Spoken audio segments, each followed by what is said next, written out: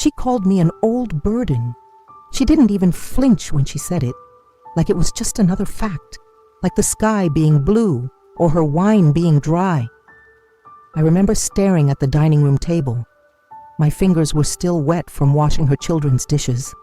My knees ached from standing all afternoon cooking her favorite stew. And she called me that. Old burden, it echoed. Not in her voice, but in mine. Over and over again inside my own head. She thought I'd cry. She thought I'd crumble. But that's when something changed inside me. That night I stopped talking. Not just to her, but to all of them. I stopped giving, stopped offering, stopped waiting for respect that would never come. I started something else instead. A quiet plan. A plan to show her, and my own son, what happens when you disrespect the woman who kept your home warm when you couldn't afford heat, who paid off your car while wearing her old shoes, who raised you when your own wife couldn't raise her voice without hurting someone. She thought I was fragile. She forgot I was the storm that taught them all how to survive. So I smiled, and I let them lose. Exactly what I paid for. My name is Eleanor Harper. Most people just called me Ellie. I'm 63 years old, widowed, and for a long time, I believed in love the way a gardener believes in spring. Always waiting, always working, always hoping it would bloom again. When my husband, Paul, passed away from a stroke 13 years ago, I didn't fall apart. I folded quietly into my new role, mother, grandmother, and silent supporter of everyone around me. My son David was just starting his life with Marisol then. They were young, broke, and scared. I remember the day they showed up at my doorstep with a broken-down car, 2 bags of groceries, and a baby on the way. I didn't think twice. I cashed out the small savings Paul left me and paid off their car loan. I helped them move into a decent apartment. I cooked meals, watched their daughter, Sophia, when they had night shifts, helped clean their messes, not just in their home, but in their marriage. I thought that was what mothers do. We don't stop being mothers just because our children grow up. We just become invisible, background support, always available, never truly seen. Marisol never liked asking for help, so I offered before she had to. I thought it would earn her respect. What I got instead was silence. She rarely said thank you. She never hugged me. And when David started acting like my kindness was expected, I told myself, it's just stress. They're busy. They're young. I made excuses for both of them. I became the extra pair of hands, the extra wallet, the extra heart, always giving, always giving. Even when I moved into their home, at their request, after Marisol's mother passed, I brought more than just my suitcase. I brought furniture, paid utilities, helped with taxes, took Sophia and little Lucas to school. I gave my time, my body, my breath, and still, I was just the extra. The one who stayed quiet when Marisol sighed at my cooking. The one who left the room when they argued. The one who smiled at the kids while wiping tears in the laundry room. But none of that mattered, because in their eyes, I wasn't their foundation. I was just another weight on their roof. They didn't see the life I gave. They only saw the space I took up. And one day, she said it out loud. When I moved in, the house felt big, too big. I thought it was because Marisol hadn't fully unpacked her grief. Her mother had only been gone 3 months. Grief makes shadows longer and rooms colder. But that wasn't it. It wasn't grief in the air. It was resentment. Marisol didn't want me there. She tolerated me, like a chair you can't move but wish you could replace. David tried to pretend everything was fine. He gave me the guest room, the one with the leaky window and the creaky ceiling fan. I didn't complain. I just brought my blanket from home and stitched it into the bed like a prayer. Sophia was 10 by then. Lucas was 5. They used to run into my arms when I visited. Now they barely looked up from their tablets. I told myself it was just the age, the screens, the new school, the stress. but deep down, I knew something was shifting. Marisol never said much directly. That was her way. But she had her methods. She'd accidentally forget to make a plate for me when she cooked. She'd correct my stories in front of the kids. Actually, Grandma, that's not how it happened. She'd sigh loudly when I entered the room while she was talking to David. Small things, like paper cuts. Each one invisible alone, but together they sting. One night, I offered to help clean after dinner. She looked up from her wine glass and said flatly, "It's fine. You've done enough today." But not with warmth, with finality, like a subtle push out of the frame. Later that evening, I overheard her on the phone in the hallway. She was talking to someone, her sister maybe. I remember every word, because they sliced straight through me.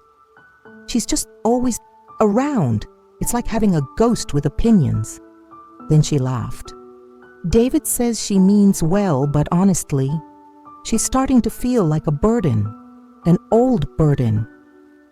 That was the moment. I didn't cry. I didn't gasp. I didn't even move. I just sat on the staircase, listening.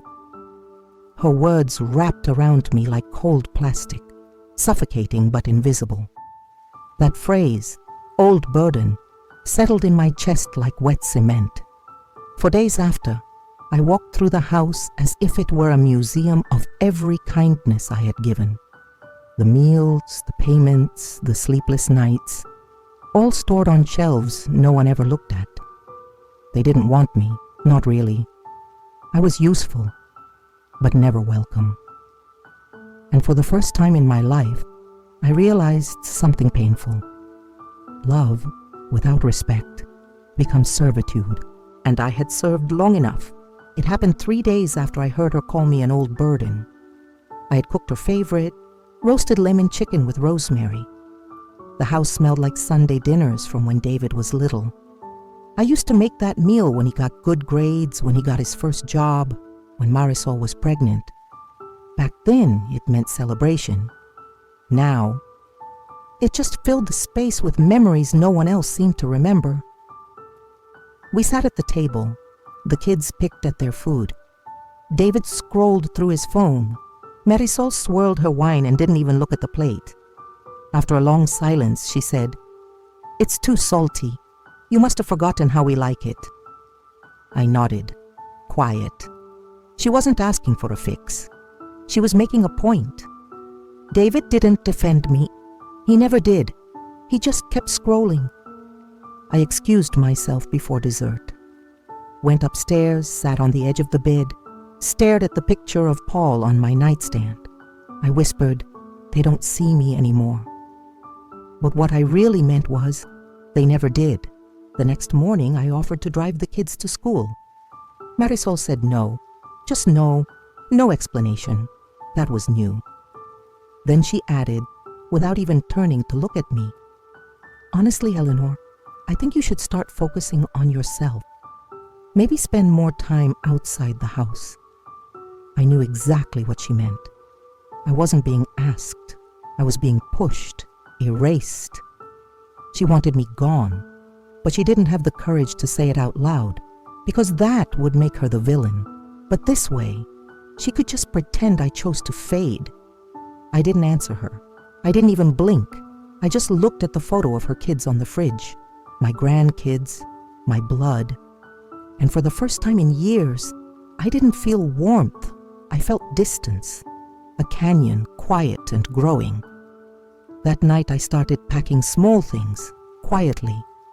Not because I was leaving, but because I was starting to remember what belonged to me. My time, my energy, my dignity. They had taken all 3 for years, and I had handed it over like candy in a dish. No more. I didn't know exactly what I would do yet, but I knew the old version of me, the one who bent, folded, gave until empty, was gone. And in her place, something sharper was waking up. I stopped speaking the next morning, not in anger, not in protest. I just stopped. Words had become too expensive to waste on people who treated them like background noise, so I kept them. like money under a mattress, save for a day I'd really need them. At breakfast, I poured my coffee. Marisol didn't say good morning. David mumbled something with his mouth full. The kids fought over screen time. I just sat, drank in silence, and watched. It felt like the first time I'd seen them, not through the lens of love or obligation, but for what they really were. People who took and forgot to thank. People who needed me only when it made their lives easier. People who didn't know the cost of what I gave them. David finally asked, "Mom, are you okay?" I looked at him and smiled, a small neutral smile. "I'm fine." He believed me. He wanted to believe me. Marisol noticed the change, but she didn't know what to do with it. For someone who loved control, my silence unnerved her. She started talking more at me. "Are you going out today? Could you pick up almond milk? Don't forget Lucas has piano at 5. I nodded, or didn't. She didn't like that. One night she raised her voice. "If you have something to say, Eleanor, just say it." I was standing at the sink, rinsing out a teacup. I didn't turn around. I just said softly, "You don't really want me to." And then I left the room. After that, the air changed. She started watching me the way you watch a clock when you know it's ticking down to something, but you don't know what. I began to reclaim space in small, deliberate ways. I took long walks, spent afternoons at the library, made dinner only for myself, paid for groceries with my own card, didn't ask who needed what. When David asked me why I seemed distant, I said, "You and Marisol have everything under control. I'm just adjusting." That word, adjusting, was true, but not in the way they thought. I wasn't adjusting to them. I was adjusting away from them. I was learning how to disappear while still being present. And that's what scared Marisol the most, because she couldn't control what she couldn't read, and I had become unreadable. The house was always quiet after 9 p.m. That's when the kids were asleep. David was glued to his sports podcasts, and Marisol disappeared into her wine and headphones. It was in those hours, between the hum of the refrigerator and the soft ticking of the wall clock, that I started to remember what was mine. I pulled out a dusty folder from the bottom of my suitcase, papers I had kept over the years, receipts, statements, titles, proof. You see, I didn't just help David and Marisol. I invested in them, but unlike most investments, I never asked for interest or thanks. I paid off the car they still drove. My name was on every document. I covered 2 years of property taxes when David was unemployed. I bought new appliances when the old ones broke. Quietly, no strings attached. But now, those strings, they were mine to pull. I called an attorney I knew from church, Glenn Tate, a kind man with silver hair and a memory like a vault. I didn't tell him everything, just what mattered legally. I said, "I want to confirm the car title is still in my name." He checked. It was. "Do you want to transfer it back into your sole ownership?" I smiled into the phone. "Yes," quietly. He didn't ask questions, and I appreciated that. I also contacted the bank that held their mortgage. I had once made 2 large payments to prevent foreclosure. That gave me partial claim, technically, and I had never filed a lien. I didn't plan to, but knowing that I could, that was enough. This wasn't about money. This was about memory, about letting them feel just once what it's like to be disregarded, forgotten, pushed aside.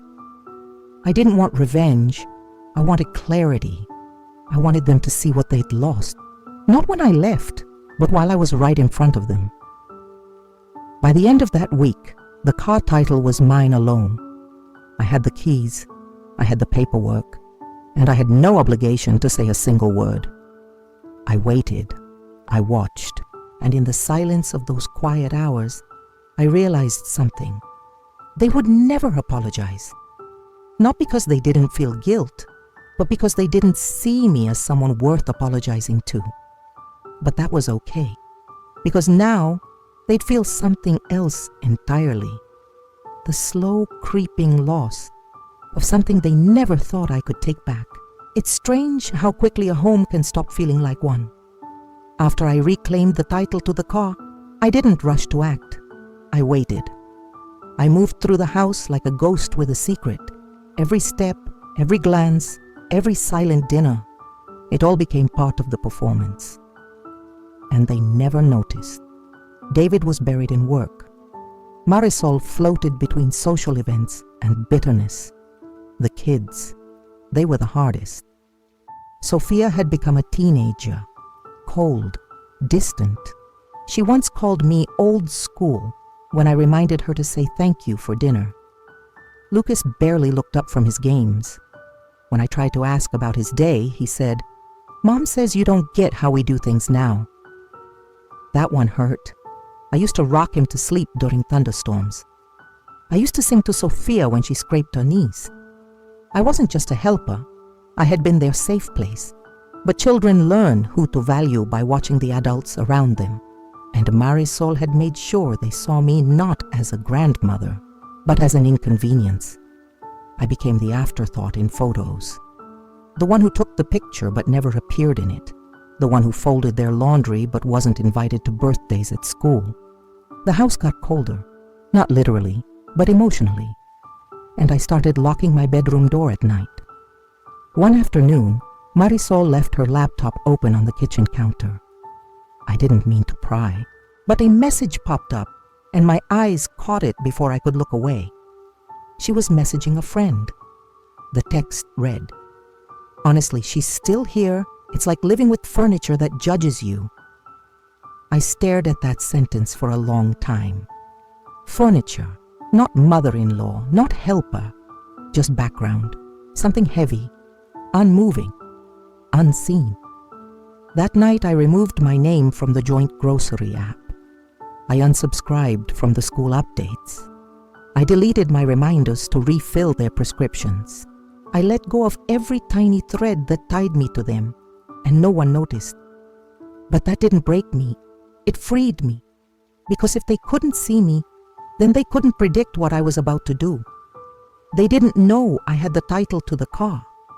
They didn't know I was calculating every cent I had poured into their lives. They didn't know the storm wasn't coming. It was already here. And I was standing quietly in the eye of it. It was a Tuesday, cloudy, ordinary. One of those days that vanishes into memory unless something sharp happens to anchor it. And something sharp was coming. At 7:43 a.m., the letter arrived. Certified mail, signature required. I watched from the kitchen window as David opened it on the porch, brows furrowed. He walked back inside slowly, reading. He didn't speak. He just held it out to Marisol. Her voice pierced the silence like a snapped string. "What the hell is this?" She stormed into the kitchen, letter in hand, face flushed. "You changed the title on the car? Without telling us?" I looked up from my tea, calm, measured. "I paid for it. It was never yours." David stepped forward, voice trembling. "Mom, come on. You know we need that car. You've never done anything like this before. Why now?" Why now? I could have told him the truth, that I had been waiting for someone, anyone, to see me as more than a means to their ends, that their disrespect had fermented into quiet resolve, that love without acknowledgement becomes debt. But I didn't say any of that. I just said, "Because now you've shown me who you really are." Marisol's voice cracked with rage. "So what? You're punishing us? You're taking back gifts like some bitter old..." I stood up, slowly, not in anger, in clarity. "You called me a burden. I carried this family for years. I made your life possible. Now I'm simply stepping away." Her mouth opened. Nothing came out. David reached for me. "Please, Mom, we'll fix this." I shook my head. "No. You broke it when you stopped treating me like a person. This isn't revenge. This is release. That afternoon, I called Glenn, had the car picked up by a service and delivered to my name, parked it in my own garage, filed documents quietly, properly. Everything was legal. Everything was mine. And still, they never apologized. Not once. They begged, pleaded, negotiated, but never once did they say the words that could have changed it all. I'm sorry. And that's how I knew I'd made the right choice. I didn't scream, I didn't slam doors, I didn't write angry letters. I just left them with exactly what they gave me. Silence. For 3 days after the car was gone, the house felt deflated. No one spoke to me. The silence that once belonged only to me had swallowed them now. And in that silence, something beautiful happened. They had to sit with themselves. No buffer, no distractions. Just the weight of what they'd lost, and who had taken it, not out of spite, but out of self-respect. David tried to return to routine, but every morning he stumbled. Marisol's sister stopped by one afternoon. I heard whispers, tension, shame, and the kids. They looked confused, unsettled. Sophia asked, "Why can't we go to piano anymore?" Lucas said, "Why did Grandma take the car?" And Marisol, to her credit, didn't lie. "Because it was hers," she said, flat and brittle, and we forgot that. I heard those words from down the hallway. I didn't smile, but something inside me softened, not into forgiveness, but into peace. They were learning. That night, David approached me again. His voice was tired, different. "I miss when we talked, Mom. When you'd just sit in the kitchen and ask how my day was." I nodded. "I miss who you were then, too." He lowered his eyes. "I didn't know you felt so unloved. You didn't want to know." That landed harder than I meant it to, but I didn't take it back, because it was true. Love is not just presence. It's care, attention, respect. And without those things, presence becomes obligation, a trap, a cage. I had freed myself, not by yelling, not by demanding, but by removing what they never thought I would. I never wanted to hurt them. I wanted them to feel what it's like to be taken for granted, and then left with the silence you created. Marisol stopped trying to argue after that. She avoided me. I let her, because that too was part of her reckoning. Sometimes guilt doesn't come in tears or apologies. It comes in silence, and I let it sit with them. I didn't punish them. I just stopped protecting them from the consequences of their own choices. It's been 3 weeks since the car disappeared from their driveway. 3 weeks since anyone in that house looked at me the same way. Marisol avoids eye contact now. She speaks to me only when necessary, and always with measured politeness. The venom is gone, replaced by something worse for her: discomfort. She has to look at me now and see a person, one with boundaries. David still tries in his clumsy way. He offered to bring me tea one evening. I declined. He asked if I needed anything from the store. I said, "No, I'm okay." Because I am. I feel lighter than I've felt in years. Not because I hurt them, but because I finally honored myself.